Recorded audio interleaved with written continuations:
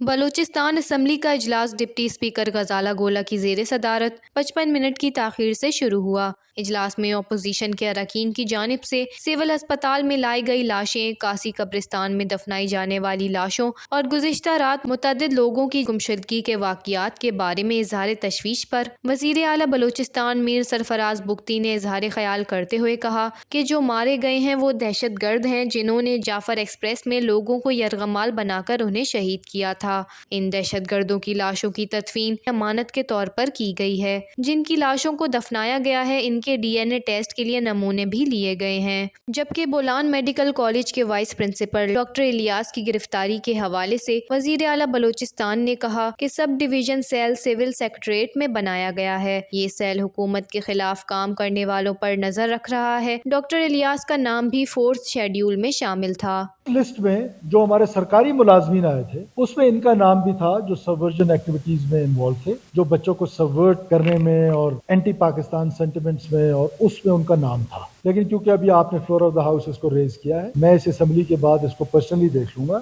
وہ کیونکہ ایک ظاہر تعلیم یافتہ آدمی ہے، ہم بھی نہیں چاہتے ہیں کہ لوگوں کو دیوار کے ساتھ لگانا، لیکن حکومت کی بھی یہ مجبوری ہے کہ جب آپ نے ایک سبورجن سیل بنایا ہے، سرکاری ملازم ہو کے، سرکار کی تنخواہ لے کے، سرکار کی روٹی پہ اینٹی سٹیٹ کام کریں، پاکستان کو توڑنے کی ایڈوکیسی کریں، اس کی ایکسیپٹیبلٹی بھی تو میرا خیال ہے اس فلور سے دینا تو بالکل ہی نامناسب بات ہے۔ ضرور ان سے بات کی جائے گی، میں اس کو تھورلی چیک کروں گا۔ اگر وہ اس طرح کی کسی ایکٹیویٹی میں ہے، اس سے پہلے بھی کچھ پروفیسر صاحبان تھے جن کو ہم نے 4 شیڈول میں ڈالا، وہ ہمارے پاس آئے، ہم نے ان کے ساتھ بیٹھے اور ہم نے ان سے بات کی کہ جی آپ یہ جو اینٹی سبورجن ڈرائیو ہے ہماری، آپ اس میں ہمارے پارٹنر بن جائیں، آپ ہمارا ساتھ دیں۔ انہوں نے ہمارے ساتھ ایگری کیا۔ وزیر اعلیٰ بلوچستان نے مزید کہا کہ ہم قانون اور آئین کے مطابق کام کرتے ہیں اور کرتے رہیں گے، جبکہ آئین کے تحت ہی ہم مذاکرات کرنے کو تیار ہیں۔ وش نیوز، کوئٹہ، بلوچستان۔